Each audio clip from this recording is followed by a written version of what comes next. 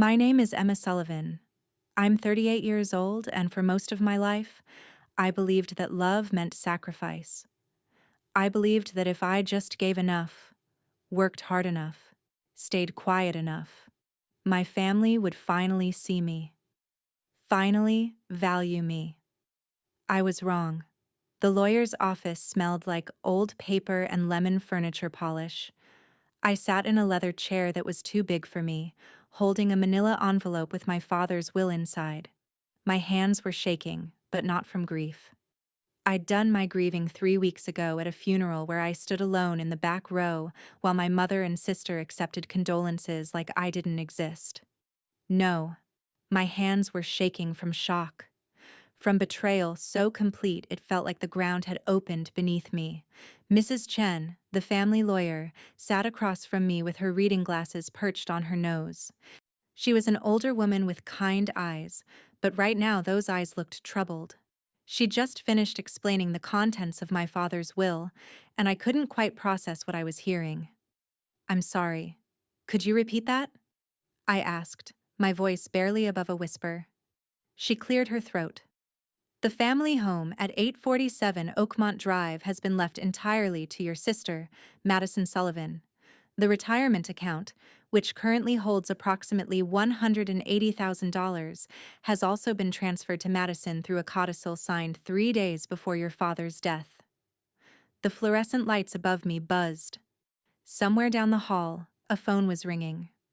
I focused on these details because if I focused on her words, I might shatter. "And I receive?" I asked. "$10,000 and your father's 2008 Ford pickup truck." Mrs. Chen paused, her fingers touching the edge of the document. "The will describes this distribution as equitable, given Emma's financial stability and Madison's ongoing needs." Financial stability. The phrase hung in the air like smoke. I thought about the mortgage payments. 15 years of them.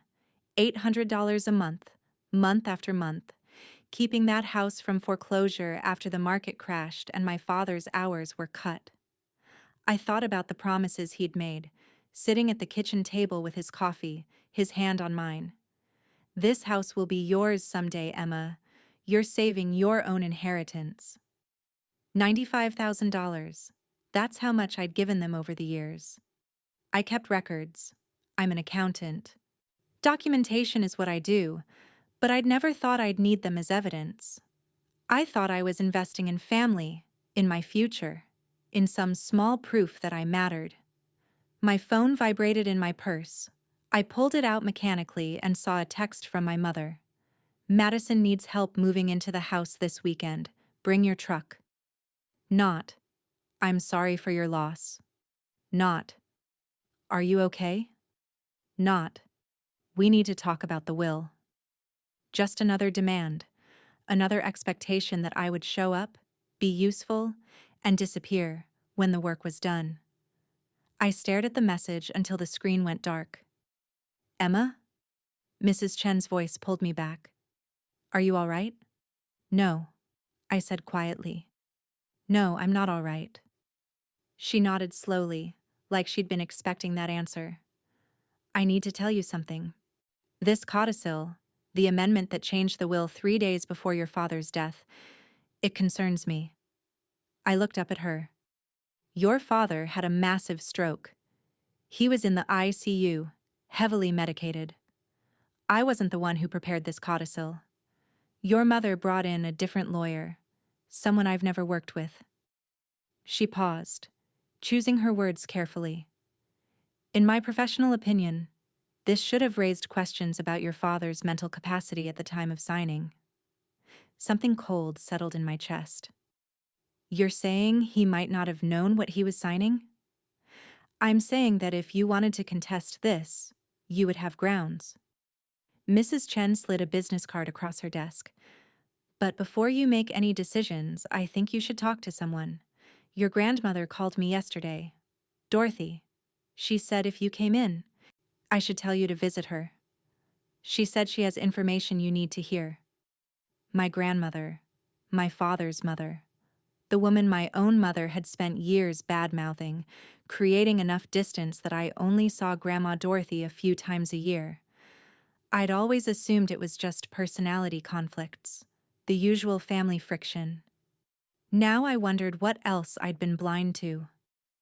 I took the business card, though I could barely feel my fingers.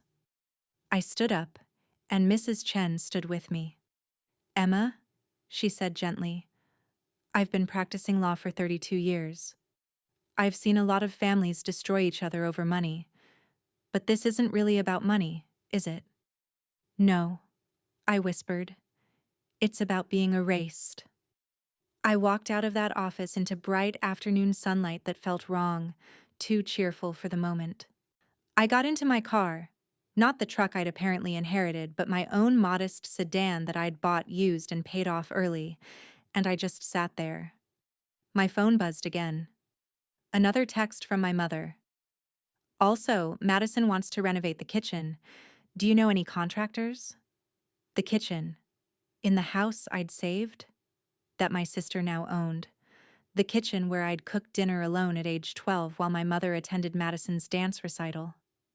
Where I'd wrapped my own birthday presents because everyone forgot I was turning 16.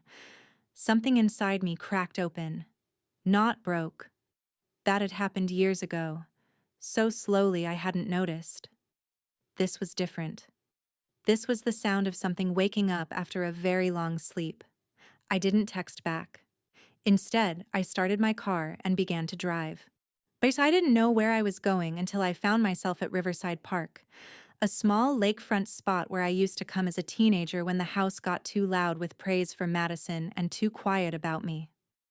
I parked and walked to a bench overlooking the water. The envelope with the will was still in my hands.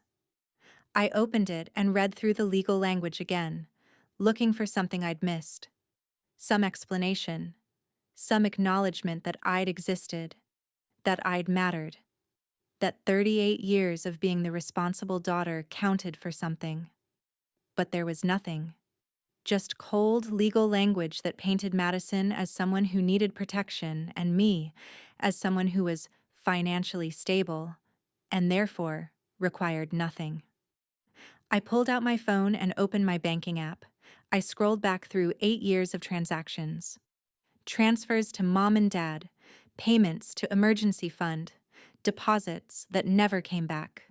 I did the math in my head, accountant's habit, and came up with $95,347, nearly 6 figures. Money I'd saved from my salary while living in a small apartment I'd never decorated because I was always planning for the future, always preparing for the day when the house would be mine and I could finally start my real life. That day was never coming, because it had never been real. I thought about Madison's car in the driveway at the funeral, a car my parents co-signed for 3 years ago after her credit was too damaged to get a loan herself. I thought about the thousands they'd sent her for her boutique business that never opened, and the rent they'd covered when she was between jobs, which happened every 18 months like clockwork. I thought about my mother's voice on the phone 2 years ago. "Emma, you've always been so capable. Madison needs us more." And I'd believed her. I'd worn that capability like a badge of honor, never realizing it was actually a cage. My phone rang. Grandma Dorothy. I answered. "Emma, honey. Mrs. Chen called me. She said you were just there." Her voice was warm, steady, everything my mother's wasn't. "Grandma," I said, and my voice broke on the word. "I know, sweetheart, I know. Can you come see me tomorrow? There's something you need to know about that codicil, about what really happened in that hospital room." She paused. "And Emma, bring copies of every financial record you have. Every payment, every loan, every promise they made you. Bring all of it." "Why?" I asked. "Because it's time you stopped being invisible, and I'm going to help you make sure everyone sees exactly what they've done to you." I sat on that bench until the sun started to set, painting the lake in shades of gold and red. And for the first time in 38 years, I let myself feel something I'd never allowed before. Anger. Not the hot, explosive kind. The cold, clear kind. The kind that makes decisions and doesn't look back. I was done being the daughter who sacrificed everything and received nothing. I was done making myself small so Madison could feel big. I was done believing that love looked like erasure. Tomorrow, I would drive to my grandmother's. I would gather my evidence, and I would start the process of making myself undeniably, unavoidably visible. And they could ignore me before because I let them. That was about to change. I wasn't always invisible. There are photos to prove it. Me as a baby, chubby-cheeked and smiling, held by a mother who looked tired but present. Me at 3, blowing out candles on a birthday cake. Me at 5, starting kindergarten with a backpack almost as big as I was. But then Madison was born, and the camera stopped pointing at me. I was 10 years old when my mother brought my sister home from the hospital. I remember standing in the doorway of my parents' bedroom, watching my mother cradle this tiny, pink-faced creature with an expression I'd never seen before. Wonder. Complete absorption. Love that looked like it might overflow. I waited for her to look up at me, to invite me closer, to let me be part of this moment. She never did. My father noticed me first. "Emma, come meet your sister," he said, his voice gentle. He was always gentle, my father. Too gentle. The kind of gentle that bends instead of standing firm. I approached the bed and looked down at Madison. She was sleeping, her little fists curled against her chest. "She's small," I said. "You were small once too," my mother replied, but she was looking at Madison, not me. "But you were different. Easier. Madison is going to need more attention." I didn't understand what that meant then. I thought she was talking about babies in general, how they needed to be fed and changed and held. I didn't realize she was establishing a hierarchy that would define the next 28 years of my life. The shift happened gradually, then all at once. When I turned 11, I asked for piano lessons. A girl in my class had started learning, and I was enchanted by the idea of making music. My mother frowned at the request. "Emma, piano lessons are expensive. Maybe when we have more money." 6 months later, Madison began ballet at age 2. The classes cost twice what piano lessons would have been. When I pointed this out, not accusatorially, just confused, my mother's response was sharp. "Madison needs creative expression. You're more academic. Focus on your schoolwork." I did focus on my schoolwork. I got straight A's all through middle school. When I brought home a report card with perfect marks, my father would smile and ruffle my hair. "That's my girl. We never have to worry about you." Never having to worry about me became my defining characteristic. At 12, I started cooking dinner on weeknights. My mother was exhausted from chasing a toddler around. Madison was energetic, demanding, prone to tantrums that lasted hours. "Emma, can you handle the chicken tonight? I just need 20 minutes to rest." 20 minutes became permanent. By the time I was 13, I was responsible for dinner 4 nights a week. I didn't mind at first. I liked the competence of it. The way my father would thank me and my mother would look relieved. I liked being helpful, being needed. I just didn't realize that being needed wasn't the same as being cherished. When I was 14, I asked if I could join the school's theater program. I'd always loved stories, loved the idea of becoming someone else for a little while. My mother was folding Madison's laundry, tiny leggings with cartoon characters, or tutus from ballet class that cost more than my entire wardrobe. She didn't look up. "Theater is expensive, Emma, and it takes a lot of time. Who's going to make dinner?" So I didn't join theater. 6 months later, Madison started in a children's theater troupe. She was 7. My mother drove her to rehearsals twice a week and gushed about her natural talent. I stopped asking for things after that. My 15th birthday fell on a Tuesday. I came home from school expecting something. A cake, maybe. A card. An acknowledgement that I'd existed for 15 years. Instead, I found my mother in a state of controlled chaos, decorating the living room with streamers and balloons. "What's this for?" I asked. "Madison's elementary school graduation is on Saturday. I'm getting a head start on decorations." She was smiling, genuinely happy in a way I rarely saw. "Can you pick up the cake from the bakery on Friday?" "Mom," I said quietly, "it's my birthday." She blinked at me, and I watched the realization hit her face.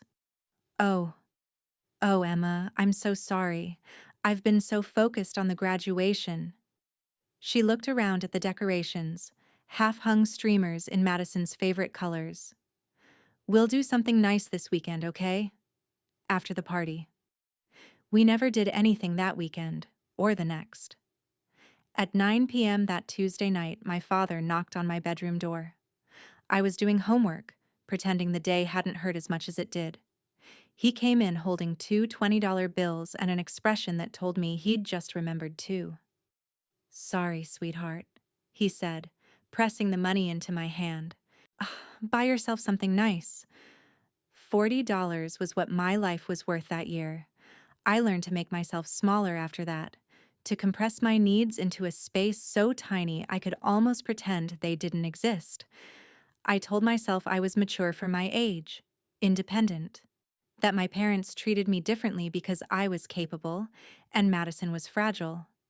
The truth is, I was just lonely, and I was learning a terrible lesson, that my value existed only in relation to what I could provide. Dinner cooked, rides given, crises managed, problems solved. The moment I needed something, attention, celebration, financial help, I became an inconvenience. When I turned 16, I got a job at a grocery store.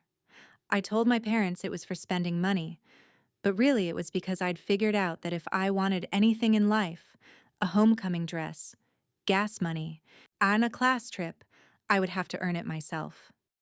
Madison, at 13, received an allowance of $50 a week for helping around the house. Her version of helping was putting her dishes in the sink. Sometimes, I worked 20 hours a week while maintaining straight A's. Madison's grades were consistently average, and my parents celebrated her B's like they were achievements. My A's were expected, barely commented on, certainly not celebrated. I remember coming home one day during my junior year and finding my mother on the phone with her sister. I'd paused in the hallway, not meaning to eavesdrop, but I heard my name and froze. "Emma will be fine," my mother was saying. "She always is. She's just built that way. Responsible, independent, self-sufficient. It's Madison I worry about. She needs so much more guidance, you know. She's sensitive." I stood in that hallway feeling like I'd been punched, because the translation was clear. Madison was worth worrying about. Madison's needs mattered. Madison deserved their attention, their money, their concern. I was just built to handle things alone. That night, I wrote in my journal, something I'd started doing to give my thoughts somewhere to exist, since they didn't seem welcome anywhere else. I wrote, "Maybe if I'm good enough, they'll see me. Maybe if I just keep being helpful and easy and undemanding, they'll realize I exist too." Looking back, that sentence breaks my heart, because I spent the next 20 years trying to prove that hypothesis, and it was never, ever true. I graduated high school with honors, a 4.0 GPA, and a scholarship to community college. My mother took one photo at my graduation, and she took 200 at Madison's middle school graduation 3 months later. I went to college while working full-time. My parents didn't contribute financially. They couldn't, they said. Money was tight. They were sorry. I understood. I always understood. 3 years later, when Madison graduated high school with a 2.8 GPA, my parents announced they were sending her to a private university 2 states away. Full tuition, housing, meal plan, spending money. When I asked how they could suddenly afford it, my father's answer was careful, almost apologetic. We refinanced the house. We took out some equity. Madison needs the college experience, Emma. She needs the structure, the support. You've always been fine on your own. I was fine on my own because I had no choice. Madison was supported because she was loved. And somehow, I'd convinced myself that these were the same thing. The years between 18 and 30 blurred together in a pattern that became so normal, I stopped questioning it. I graduated from community college with my accounting degree at 22, working full-time throughout. I landed a job at a mid-sized firm as a junior accountant, making $35,000 a year. Not much, but more than I'd ever had. I was proud of myself. I'd done it alone, without help, without a safety net. I thought my parents would be proud too. My mother's response when I told her about the job: "That's nice, dear. Oh, before I forget, can you co-sign a loan for your father? He has a business opportunity, but the bank needs someone with good credit." I was 23 years old. I'd been employed for 6 months, and I said yes. The business opportunity was a partnership with a friend from my father's work. Some kind of contracting venture that was supposed to take off within a year. It never did. The partnership dissolved in arguments and unpaid invoices. I was left making payments on an $8,000 loan that had nothing to do with me. When I brought it up to my father, gently suggesting he might help cover some of the payments, he looked pained. "Things are tight right now, Emma. Madison's tuition is due next month, and we're trying to help her with her housing deposit. Can you handle it for a while, just until we get on our feet?" I handled it. For 3 years. Until it was paid off. I was 25 when Madison called me, crying about how she'd maxed out her credit cards and couldn't make rent. She'd spent the money my parents sent her for rent on a trip to Europe with her friends. She'd seen the trip as a once-in-a-lifetime opportunity and assumed she'd figure out rent later. She hadn't. I wired her $3,500. My mother called me the next day, her voice warm with approval. "You're such a good sister, Emma. Madison told me what you did. Family helps family, you know?" Madison never paid me back. When I mentioned it 6 months later, not demanding it, just asking when she might be able to start, my mother's warmth evaporated. "Emma, really? You're going to keep score? That's so petty. Family doesn't keep tabs on money." But somehow, I was the only one being asked to give. The pattern crystallized on my 30th birthday. I organized a small dinner at a restaurant I couldn't quite afford. Nothing fancy. Just a place with nice atmosphere and decent food. I invited my parents, Madison, and a few friends. I paid for everything because no one offered to split the bill, and I didn't want to make it awkward. Halfway through dinner, Madison made an announcement. She was dropping out of her master's program. A program my parents had funded after her bachelor's degree took 6 years to complete instead of 4. She'd decided graduate school wasn't for her, and she wanted to find herself through travel and creative exploration. My mother hugged her, tears in her eyes. "That's so brave, honey. It takes courage to listen to your inner voice." My father nodded, smiling. "We support you, Madison. Whatever you need to figure out your path." I sat there speechless. Madison had just announced she was abandoning another endeavor that had cost my parents tens of thousands of dollars, and they were proud of her. I cleared my throat. "I got a promotion last week," I said. "Senior accountant. It's a big step up. Significant raise. More responsibility." My mother glanced at me briefly. "That's nice, dear." Then she turned back to Madison. "So where do you want to travel first?" One of my friends, Rachel, the only person at that dinner who really saw me, reached under the table and squeezed my hand. Her eyes were furious. but I just shook my head slightly. Don't. It's fine. But it wasn't fine. It had never been fine. The real erosion of my financial and emotional resources began when I was 30 years old. My father called me on a Thursday evening, his voice strained in a way that immediately set off alarms. Emma, I need to talk to you about something. In person. Can you come by this weekend? I went that Saturday, already bracing myself. When I arrived, both my parents were sitting at the kitchen table, the same table where I'd eaten dinners alone, where I'd done my homework while they attended Madison's recitals, where I'd learned to make myself invisible. My father looked older than I remembered, tired. My mother looked defensive, her arms crossed. We're in trouble with the house, my father said quietly. The market crashed, my hours got cut at work, and we're 3 months behind on the mortgage. The bank sent a notice. If we don't catch up, we could lose it. My chest tightened. How much do you need?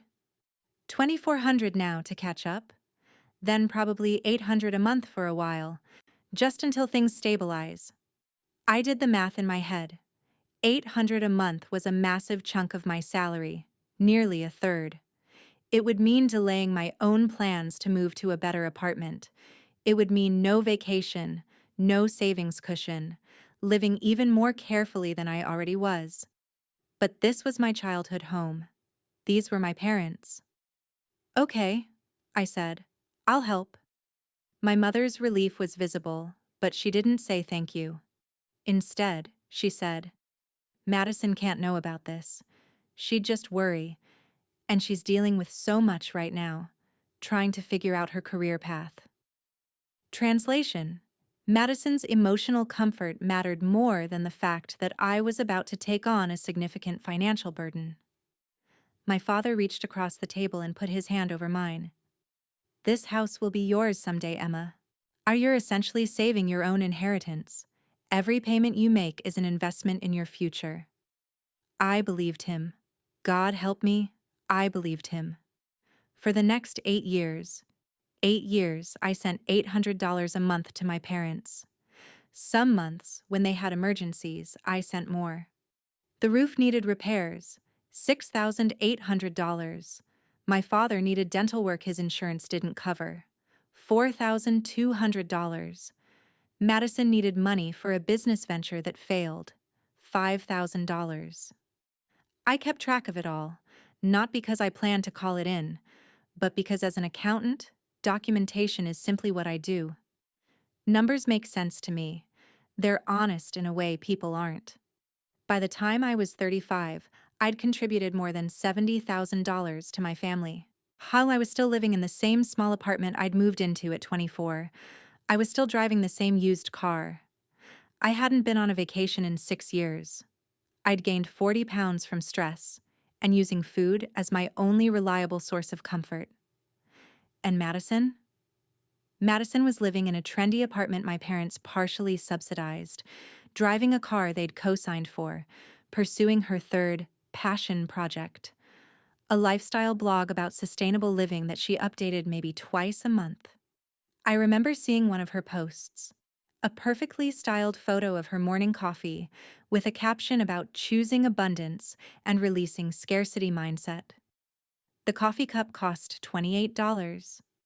I'd seen the receipt when she'd asked me to help her with her taxes.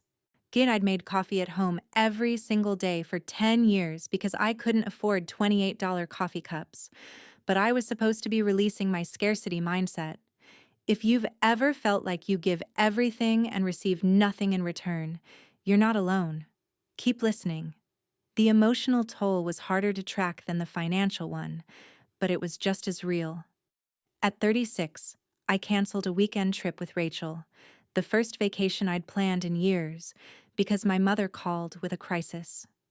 Madison needed $1,200 for a security deposit on a new apartment after being evicted from her previous one for late rent payments. Emma, she's desperate. She has nowhere to go. Can you help her? Just this once? It was never just once. I wired the money and called Rachel to cancel. She was quiet on the phone for a long moment. then said, "Emma, I love you, but you're letting them destroy you. You know that, right?" "They're my family," I said, like that explained everything. Like family was supposed to hurt this much. "Family doesn't treat you like an ATM," Rachel replied. "Family doesn't erase you." But I didn't know how to be anything other than what I'd always been, the capable one, the one who handled things, the one who never needed anything because needing made you a burden, and I'd spent 36 years trying not to be a burden. At 37, I went on a first date with a man named David. He was a teacher, kind and patient, with a warm laugh that made me feel lighter than I had in years. We went to dinner, and for the first time in months, I wasn't thinking about my family or money or the weight of responsibility I carried. Then my phone started vibrating. Text after text from my mother. Madison had written a business plan for a boutique she wanted to open. Could I look it over? Could I help her with the financial projections? She needed it by tomorrow for a meeting with a potential investor. I excused myself from the table, stepped outside, and spent 20 minutes on the phone walking my sister through basic business math that she should have learned in one of the many college classes my parents had paid for. When I came back inside, David was paying the bill. He smiled, but it didn't reach his eyes. "You okay?" "Family emergency," I said, and I could hear how hollow it sounded. He drove me home. He didn't kiss me goodnight. He never called again. I didn't blame him. Who wants to date someone who's already in a relationship with her family's dysfunction? And the final straw before my father's death came 6 months earlier. I'd finally worked up the courage to set a boundary. I called my parents and told them I couldn't contribute to the mortgage anymore. I needed to save for my own future. Maybe buy my own place. Start my own life. My mother's response was immediate and devastating. "After everything we've done for you? We raised you, Emma. We fed you, clothed you, put a roof over your head for 18 years. And now you're abandoning us when we need you most? Is that the kind of person you are?" The guilt was paralyzing. It wrapped around my chest like a vice. My father's voice was softer, sadder. "Emma, we're just asking you to help us keep the house. Your house. This will all be yours someday. You're saving your own future." 2 weeks later, I resumed the payments. I hated myself for it, but I couldn't seem to stop. The need for their approval, for some proof that I mattered, was stronger than my self-preservation instinct. I was 38 years old, and I was still trying to earn a love that was never going to come. Then my father had a heart attack. False alarm. He was stable. They sent him home. But no one called to tell me it was okay. I drove to the hospital at 2 a.m. in a panic, only to find out from a nurse that the family had left hours ago. "You're Emma?" the nurse asked, checking her chart. "Yeah, they didn't leave a message for you. Sorry." I wasn't worth a phone call, not even in a crisis. 3 weeks later, my father had a massive stroke. By the time I got to the hospital, he was already unconscious. He never woke up. He died 48 hours later. And my mother's first words to me at his bedside weren't, "I'm glad you're here," or "We need you." They were, "Don't cry too loud. Madison is very fragile right now." Even in death, I was supposed to make myself smaller so Madison could have more room to grieve. At the funeral, I stood in the back while my mother and sister sat in the front row, accepting condolences. When I approached the casket to say goodbye, my mother leaned over and whispered, "Don't make a scene, Emma." I wasn't making a scene. I was just existing. But even that was apparently too much. And then came the will. The final proof that I'd spent 38 years investing in people who saw me as a resource, not a daughter. The house I'd saved was never going to be mine. It never was. After the funeral, I went home to my small apartment and did what I always do when the world stops making sense. I organized numbers. I pulled out 8 years of bank statements. I gathered loan documents, screenshots of Venmo transfers, copies of checks. I opened a new spreadsheet and started entering data, line by line, transaction by transaction. The familiar rhythm of it was soothing. Numbers don't lie, numbers don't gaslight you, numbers just are. The full picture took me 3 days to compile. Mortgage payments, $76,800 over 8 years, $800 a month, every month, even the months when I had to put my own groceries on a credit card to make it work. Emergency roof repair, $6,800. My father had called it urgent. The roofer was a friend of his who needed the work. I'd wired the money the same day. Dental work for my father, $4,200. His insurance didn't cover implants, and he couldn't eat properly without them. My mother had cried on the phone. How could I say no? Madison's credit card debt, first time, $3,700.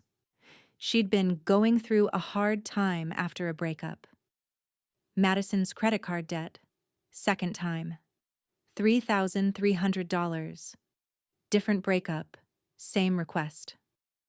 Co-signed loan for Madison's car after her credit was too damaged to qualify a loan. $18,000 total loan value. I'd ended up making the last 9 months of payments when she couldn't quite manage it.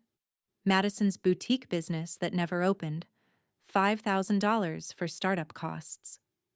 Madison's security deposits over the years, each time she got evicted or broke a lease, $4,600 total. Various small emergencies that ranged from $200 to $1,000, $11,200. The spreadsheet had 47 lines of entries. The total at the bottom read $95,447, nearly 6 figures, money I'd earned through years of careful work, of overtime shifts, of skipped lunches and bargain groceries and wearing the same clothes until they fell apart. Money I'd given freely because I thought it meant something, because my father had promised me, over and over, that I was investing in my own future. I sat back in my chair and stared at that number until my vision blurred. The cruelest part wasn't even the money itself. It was what the money represented. Years of my life. Years when I could have been building my own home, traveling, dating, living. Years I'd spent making myself smaller and smaller so my family could expand into the space I'd vacated. I was 38 years old. I'd never been on a real vacation. I'd never owned a home. And I'd ended relationships before they could start, because I didn't have the emotional capacity for them. All my energy went to managing my family's crises. I'd sacrificed my 20s and 30s on an altar of conditional love, and the payment I'd received was a will that described me as financially stable, and therefore in need of nothing. My phone buzzed. Another text from my mother. Madison is looking at paint colors for the living room. Do you want to weigh in? The living room. In the house that was supposed to be mine. I'd painted that living room when I was 17. My father had been too tired after work. My mother too busy with Madison's dance competitions. I'd spent a weekend doing it myself, carefully taping the edges, choosing a warm beige that would make the space feel bigger. Madison had been 9 years old. And she'd sat on the couch eating chips and watching me work, asking why I was doing it if I was just going to move out eventually. Because it's our home, I'd told her. We take care of it. Now it was her home, just hers, and she was repainting over the work I'd done. I didn't respond to the text. Instead, I kept digging through my records looking for, I don't know what. Maybe proof that I hadn't been crazy to believe them. Maybe proof that they'd cared, even a little. I found old emails. One from my mother 3 years ago. Emma, you're such a blessing to this family.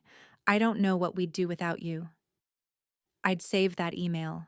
I'd read it when I was tired, when I was resentful, when I'd wanted to say no to the next request. I'd used it as proof that I mattered. Now I could see it for what it was. Manipulation. I was a blessing because I was useful.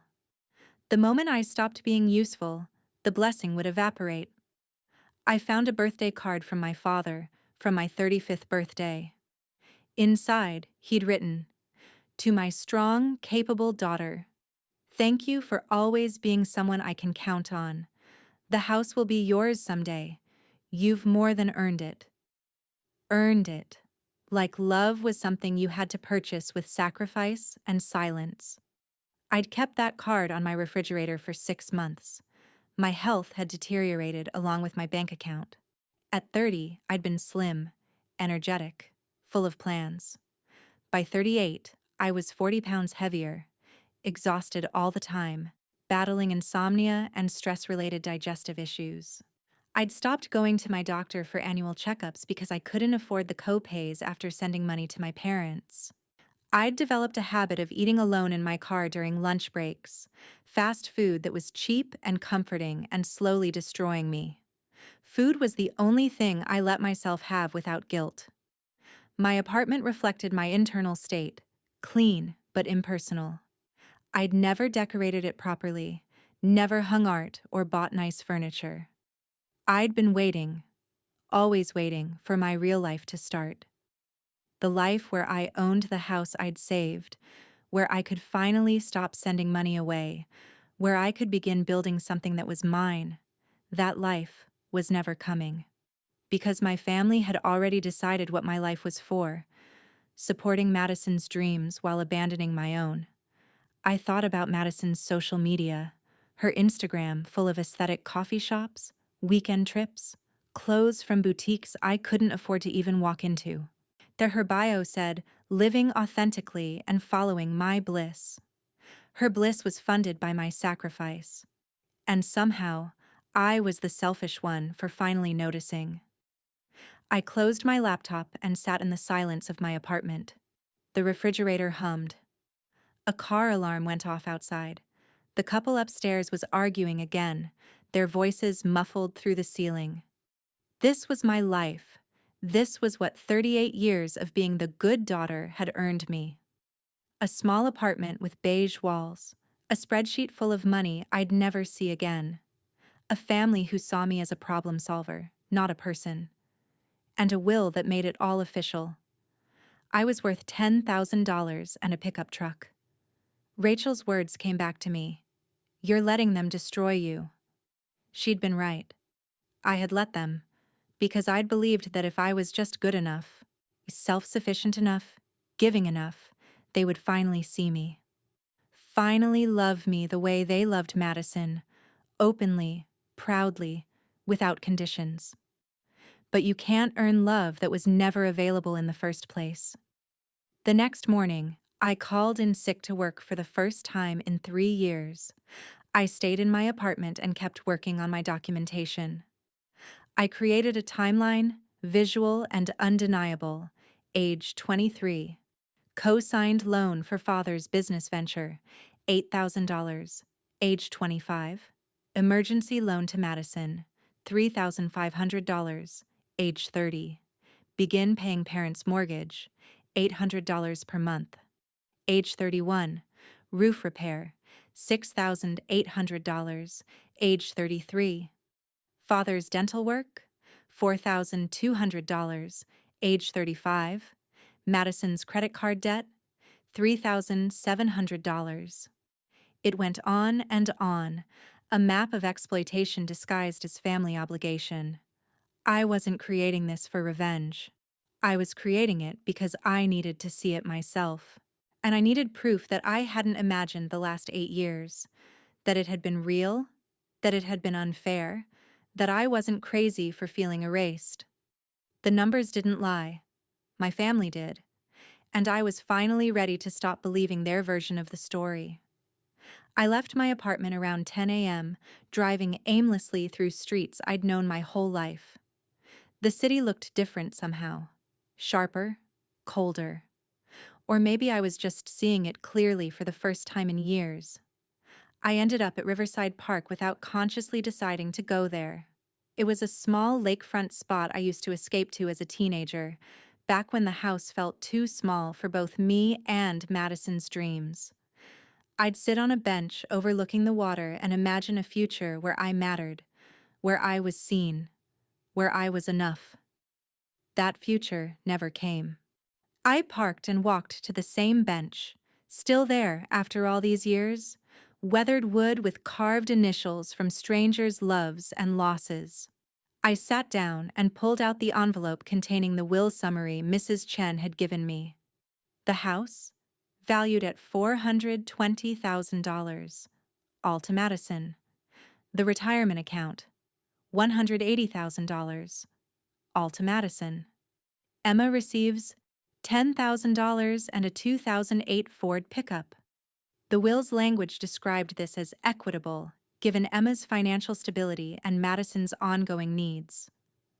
My hands started shaking, not with sadness anymore, with rage, pure, clarifying, long overdue rage.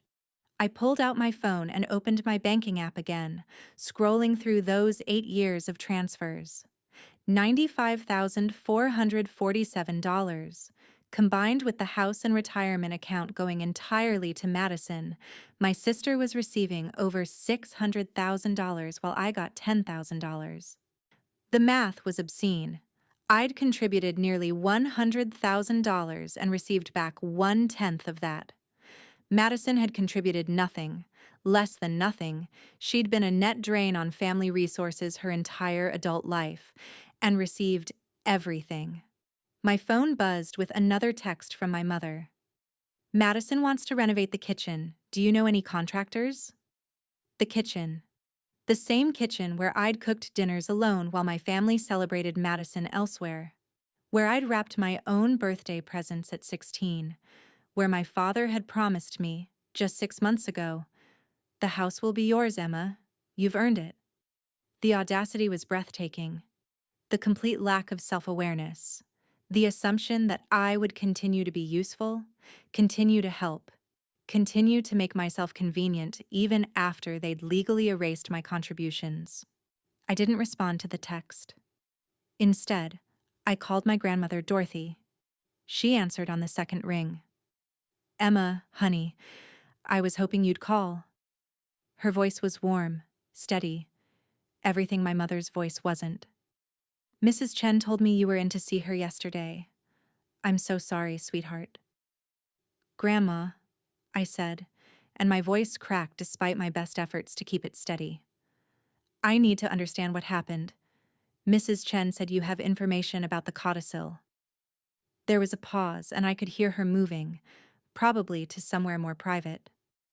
When she spoke again, her voice was lower, more serious. "Can you come see me tomorrow? I need to tell you this in person. And Emma, bring copies of every financial record you have, every payment you made, every promise they gave you. All of it." "Why? What's this about?" "It's about making sure people see the truth. About what they did to you. About what your mother did to your father in that hospital room." Her voice hardened in a way I'd never heard before. "She's gotten away with erasing you for too long. It's time that stopped." We agreed I'd drive up the next day. When I hung up, I felt something unfamiliar. Hope. Not the desperate bargaining kind I'd clung to for years. The hope that maybe if I just tried harder, my family would love me. This was different. This was the hope that maybe, finally, someone would witness what had been done to me. Someone would make it real. That night, I couldn't sleep. I lay in bed staring at the ceiling, my mind replaying moments I'd buried. My mother telling me at 13 that I was just more independent than Madison. Saying it like it was a compliment when really it was permission to neglect me. My father promising me the house while simultaneously taking out a second mortgage to fund Madison's grad school.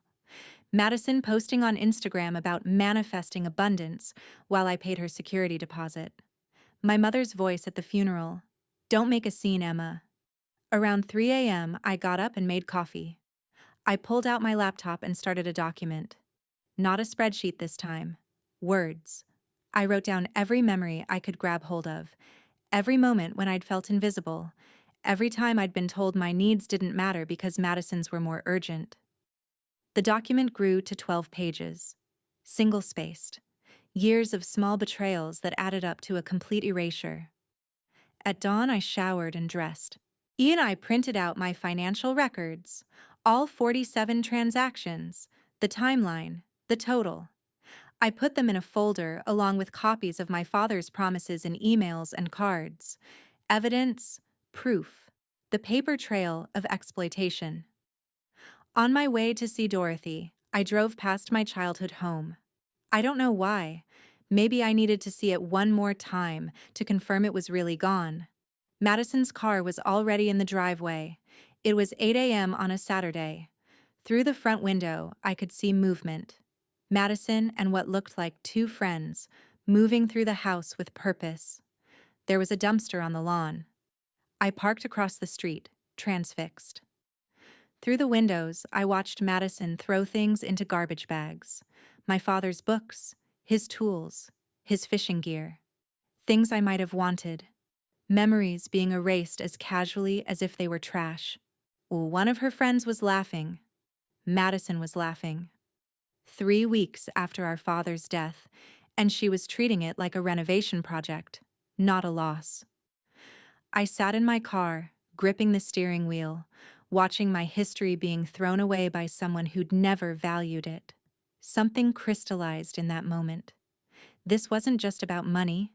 It was about the complete erasure of my existence in my own family story. To Madison and my mother, I was an interchangeable resource, useful when needed, invisible when not. I got out of the car and walked to the door. I didn't plan what I was going to say. I just needed to see Madison's face, needed to understand how she could do this. Madison opened the door, annoyed. Her hair was in a messy bun, and she was wearing one of those expensive athleisure outfits that cost more than my weekly grocery budget. "What do you want, Emma?" I looked past her at the destruction inside. My father's armchair, the one he'd sat in every evening to read, was overturned in the corner, waiting to be hauled away. His bookshelf was empty. The photos from the mantel, family photos that included me, were in a pile on the floor. "What are you doing?" I asked quietly. "Clearing out. I need to make this place mine, you know? It's too full of old stuff."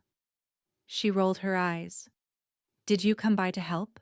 Because if not, I'm kind of busy." "Those are Dad's things." "We're Dad's things." "He's gone, Emma.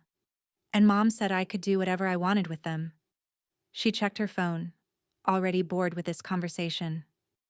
"Look, if you wanted something specific, you should have said something at the funeral." "I didn't get a chance to say anything at the funeral. I wasn't part of it, remember?" Madison sighed, the sound of someone dealing with an annoyance. "God, you're so dramatic. You're always making everything about you. This is my chance to finally have something of my own, and you're trying to make me feel guilty about it." I stared at her, really looked at her.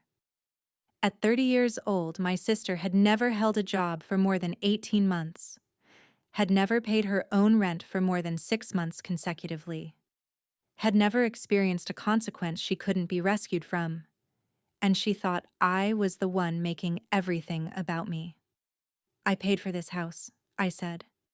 My voice was calm, cold. "For 8 years, I paid the mortgage. I kept this house from foreclosure. Dad promised it would be mine." "Well, Dad changed his mind." Madison crossed her arms. "Maybe he realized I needed it more." "You're doing fine, Emma. You have a job, an apartment. You don't need a house." "And you do? Without ever paying for it?" Her face flushed. "That's not fair. You've always had it easier." "Easier?" The word came out sharp. "I worked 2 jobs through college while you went to private school on Mom and Dad's dime. I've been supporting this family financially for years while you've been finding yourself. How is that easier?" "You chose to do those things. Nobody forced you." Madison's voice rose. "You always act like you're such a martyr, but you chose to help. You chose to send money. That's on you." She was right. in a terrible way. I had chosen it. And I'd chosen it because I'd been conditioned from age 10 to believe that my worth came from my usefulness, that love had to be earned through sacrifice. But I was done choosing that. You're right, I said quietly. I did choose it. And now I'm choosing something different. What's that supposed to mean? It means I'm done. Done helping. Done rescuing. Done being invisible while you take everything I build. Madison's expression shifted to something between confusion and alarm. Are you threatening me? No, I'm just telling you that things are about to change. And Madison? I looked directly into her eyes. Dad didn't change his mind. He was barely conscious when he signed that codicil. You and Mom know that. Her face went pale. For just a second, I saw something flash across her expression. Guilt, maybe, or fear that she'd been caught. And then the door closed in my face. I stood on the porch of the house I'd saved, the house I'd been promised, the house that would never be mine. And I felt something break inside me. Not shatter, but break free. Like a chain I'd been carrying for so long I'd forgotten it was there. I walked back to my car and sat behind the wheel. My hands were steady now. The rage had burned through into something clearer. Determination. I called Dorothy. I'm on my way, and Grandma? I want to fight this. Whatever it takes. Good, she said. It's about time. I started the car and drove toward the one person in my family who'd ever truly seen me. The breaking point had passed. Now came the reckoning. Dorothy's retirement community was 2 hours north, a modest but well-maintained complex of small cottages surrounded by walking paths and gardens. She'd moved there 5 years ago after Grandpa died, choosing independence over living with family. At the time, my mother had called it selfish. Elderly parents were supposed to move in with their children, she'd said, not abandon them. Now I understood. Dorothy hadn't abandoned anyone. She'd escaped. I found her cottage easily, the one with the blue door and the wind chimes. Before I could knock, the door opened, and there was my grandmother, 84 years old, silver hair in a neat bun, wearing a cardigan despite the warm day. Her eyes were sharp, assessing, and full of something I desperately needed, righteous anger on my behalf. Emma. She pulled me into a hug that smelled like lavender and black tea. Come in, sweetheart. We have a lot to talk about. Her living room was small but comfortable.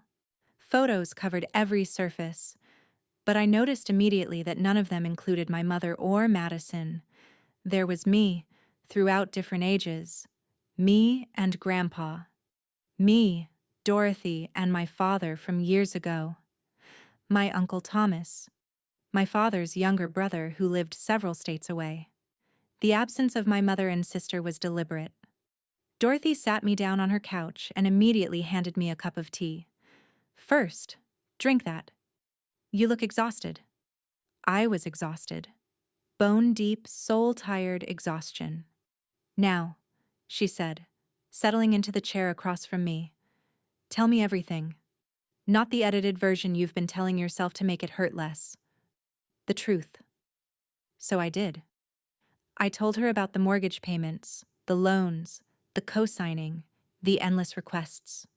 I told her about Madison's evictions and business failures, and my mother's voice saying, Madison needs us more. I told her about my father's promises that the house would be mine. I told her about standing alone at the funeral while my mother and sister played grieving family to an audience. Dorothy listened without interrupting, her expression growing harder with each detail. When I finished, I pulled out my folder of documentation. I brought this, all of it, 8 years of financial records. She took the folder but didn't open it yet. Before we look at this, I need to tell you what I know, what I witnessed. She set the folder on the coffee table and leaned forward. Emma, I was there, at the hospital, 3 days before your father died. My breath caught. Your mother asked me to leave when the lawyer arrived. Some man I'd never seen before. Not Mrs. Chen. Someone Diane had found on her own. I stepped out into the hallway, but I didn't leave. I stayed by the door. Her voice was tight with anger. Your father was barely conscious. The stroke had affected his speech, his comprehension. He couldn't focus on anything for more than a few seconds. And your mother was there with papers, guiding his hand, telling him, "It's just a formality, Robert. Just sign here." My hands clenched around the teacup. I confronted her when she came out, asked her what the hell she thought she was doing, having him sign legal documents when he could barely recognize his own family. Do you know what she said to me? Dorothy's eyes blazed. She said, "Robert is protecting Madison's future. Emma has always been able to take care of herself. This isn't your business." Did Dad know what he was signing? No. Dorothy's answer was immediate, certain. "Emma, I watched him sign his name on our 50th anniversary card 2 years ago. His handwriting was neat, steady, confident. The signature on that codicil? I took a photo of it through the hospital room window. It's barely legible, the hand of a man who couldn't control his own movements." She pulled out her phone. Dorothy, at 84, was more tech-savvy than half the people I knew, and showed me the photo. Through a hospital room window, zoomed in on papers on a bed tray, my father's hand holding a pen, my mother's hand over his, guiding it. The signature was shaky. Wrong. "I have this," Dorothy said. "Time-stamped. Dated. I also have photos of the visitor log showing when that lawyer arrived, and I requested copies of your father's medical notes from that day through the patient portal. I was listed as his emergency contact along with your mother, something Diane didn't know." She handed me printed sheets. "Read these." I scanned the nursing notes. Patient disoriented, unable to follow complex instructions, requires frequent reorientation to time and place. Pain management dosage increased at 1400. The codicil had been signed at 1530. An hour and a half after his pain medication was increased, medication that would have further impaired his cognitive function. "This is evidence," I said, my legal mind kicking in despite my emotional state. "Evidence that he wasn't mentally competent to sign." "Yes." Dorothy's smile was grim. "And that's just the beginning. I've already spoken with my lawyer, a woman named Patricia who specializes in estate disputes and elder law. She's willing to meet with you. She thinks you have a very strong case." I looked at my grandmother, this woman who'd been marginalized by my mother, pushed to the edges of our family, labeled as difficult and interfering. She'd been protecting evidence, gathering proof, waiting for me to be ready to use it. "Why didn't you tell me sooner?" I asked. "Because you weren't ready to hear it. You were still trying to believe they loved you." Her voice softened. "Emma, I've watched what they did to you since you were a little girl. I tried to intervene when you were younger, tried to talk to your father about the favoritism. Do you know why your mother and I haven't spoken in years?" I shook my head. "Because 10 years ago, at your father's birthday dinner, I pulled him aside and told him he needed to acknowledge what you'd sacrificed for the family, that you deserved better than being treated like hired help. Your mother overheard. She told me I was poisoning her marriage, and I wasn't welcome in her home anymore. Your father, spineless as always, went along with it. The pieces were falling into place. All those years of minimal contact with Dorothy explained away as personality conflicts. It had been deliberate isolation, my mother cutting off anyone who might validate my experience. "I should have fought harder for you," Dorothy said, and I heard regret in her voice. "But I hoped, your father would eventually find his backbone, that he'd make it right in the end." She gestured to the folder of financial records. "Instead, he let your mother manipulate him even on his deathbed." I opened the folder and spread out my documentation on the coffee table. 8 years of transfers, the timeline, the total. $95,447. Dorothy put on her reading glasses and examined everything methodically. When she finished, she looked at me with something like awe. You documented all of this? I'm an accountant. Documentation is what I do. No, honey, this isn't just documentation. This is evidence. This is proof of systematic financial exploitation. She pulled out her phone again. Patricia needs to see this. And Emma, you need to decide something right now. Do you want to fight this legally, or do you want to let it go? I want to fight. Are you sure? Because legal battles are expensive, they're emotionally draining, they can take years. Your mother and sister will fight back. And it won't be pretty. You might win the legal battle and still lose pieces of yourself in the process. I thought about Madison throwing away my father's belongings, about my mother's text asking me to recommend contractors for renovations on the house I'd saved, about 38 years of being erased. I'm sure, I said. But Grandma? I don't just want legal justice. I want people to see what they did. I want witnesses. I want the truth spoken out loud where it can't be denied or rewritten. Dorothy's smile was fierce, proud. Then we'll give you both. Legal justice and public accountability. She picked up her phone. I'm calling Patricia now. And then we're going to plan exactly how you're going to make your mother and sister face what they've done. Over the next 3 hours, we worked.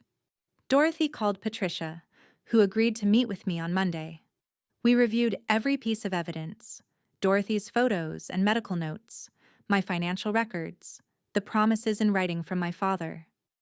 Patricia confirmed over the phone that I had grounds to contest both the codicil and potentially the overall distribution of the estate. The codicil can be invalidated based on lack of mental capacity and potential undue influence, Patricia explained. And even if the codicil stands, Emma has a strong case for reimbursement of the funds she contributed to preserve estate assets. The house wouldn't exist to inherit if she hadn't paid the mortgage. But Patricia also warned me, just as Dorothy had.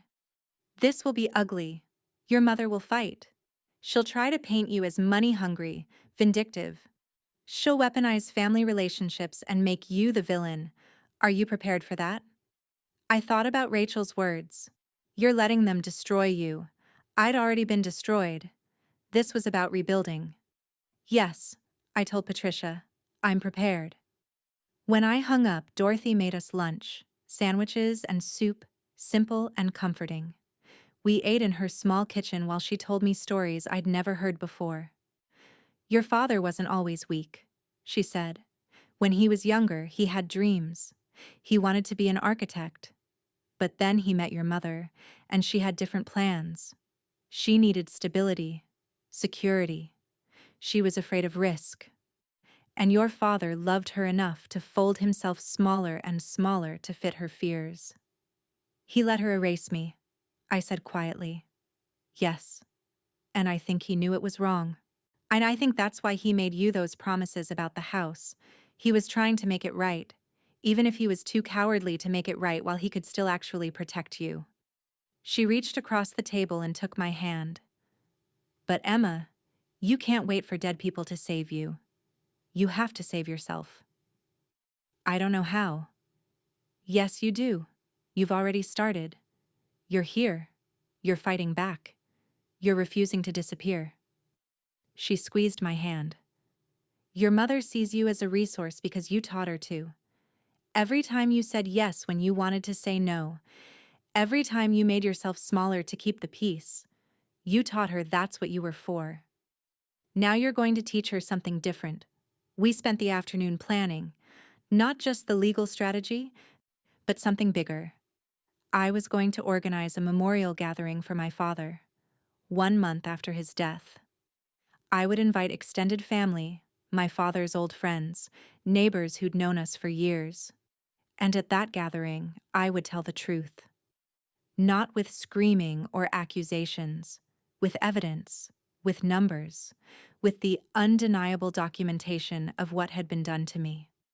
People need to see it, Dorothy said. Not just hear about it later, not read about it in legal documents. They need to be in a room where the truth is spoken, and they have to decide whether to witness it or be complicit in the silence. It was brilliant and terrifying. What if no one believes me? I asked. They'll believe you. You have proof. But Emma. Dorothy's expression was serious.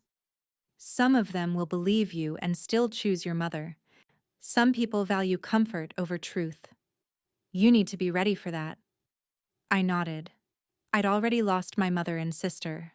I could survive losing people who'd always been peripheral anyway. That evening, before I left, Dorothy gave me one more thing. A box of letters. Letters my father had written to her over the years. Letters where he'd talked about his daughters. I sat in her living room and read them while she made us tea. One letter from 5 years ago.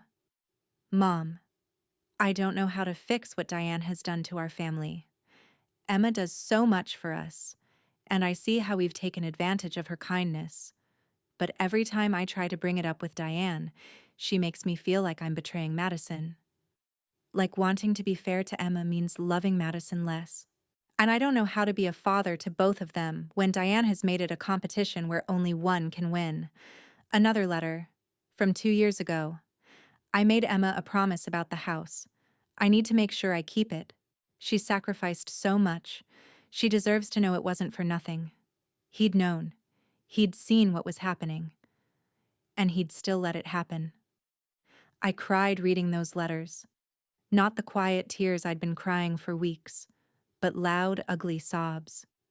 Dorothy held me and let me break apart in her living room. Let me grieve not just for my father's death, but for the father he could have been and chose not to be. When I finally stopped crying, I felt emptier but also clearer. I'm going to do this, I told Dorothy. I'm going to contest the will. I'm going to organize the memorial. I'm going to make them see me. I know you are. Wait, sweetheart. And I'm going to be right there with you. She kissed my forehead. You've been invisible for too long. It's time people look at you and really see what you've survived. I drove home that night with a car full of evidence and a heart full of determination. The scared part of me, the part that had spent 38 years trying to earn conditional love, was screaming that this was a mistake, that I should accept the will, stay quiet, keep the peace. But there was a new voice now, stronger than the scared one. A voice that sounded like my grandmother and Rachel, and maybe, finally, like me. That voice said, "You deserve better. You always deserved better. And it's not too late to fight for it."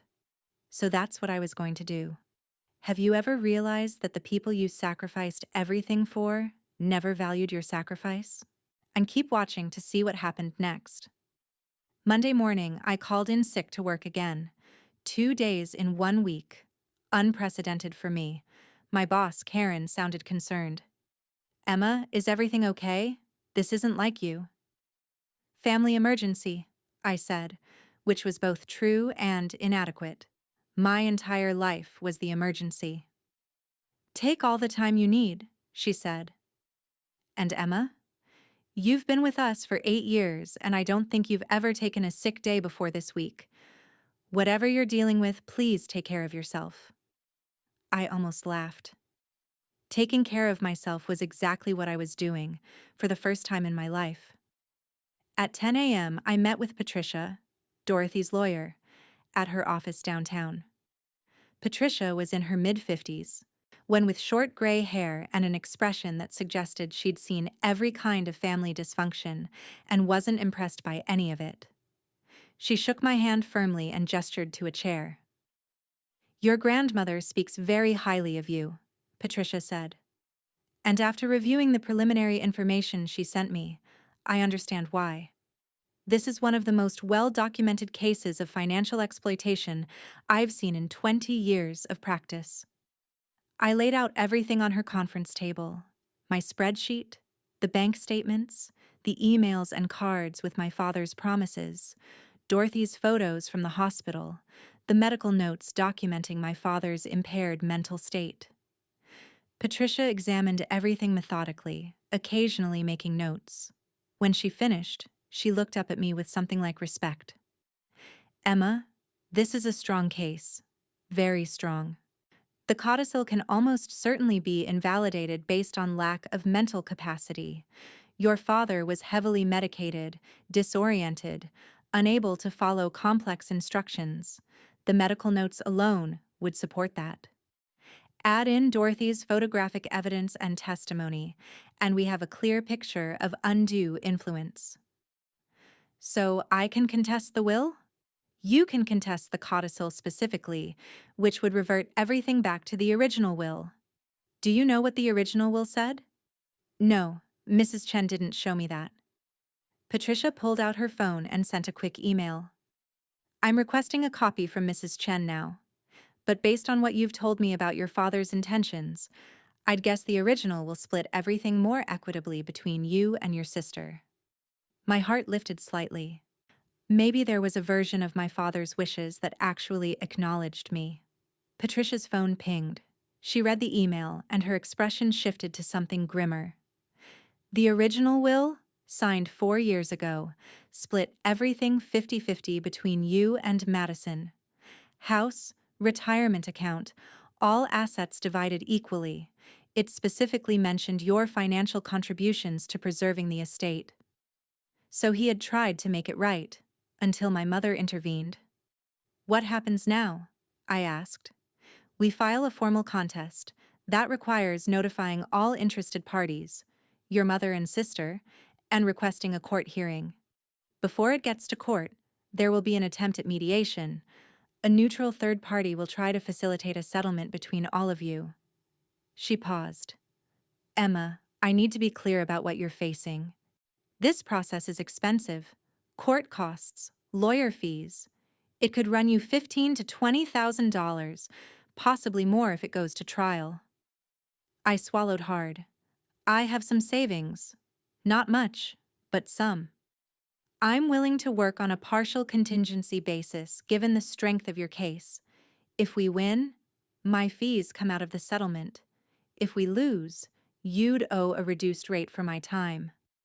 She named a figure that was still substantial but manageable. But the emotional cost might be higher than the financial one. Your family will fight dirty. They'll say terrible things about you. They'll try to recruit other family members to their side. Are you prepared for that? I thought about Madison's face when she'd said, "You chose to help? That's on you." Yes, I said. I'm prepared.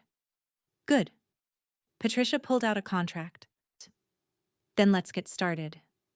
I signed the papers right there. By the end of the meeting, the contest was officially filed. Within days, my mother and sister would receive notification that the will was being challenged. Part of me felt sick at the thought of their reactions, but a bigger part of me felt free. When I left Patricia's office, I called Rachel.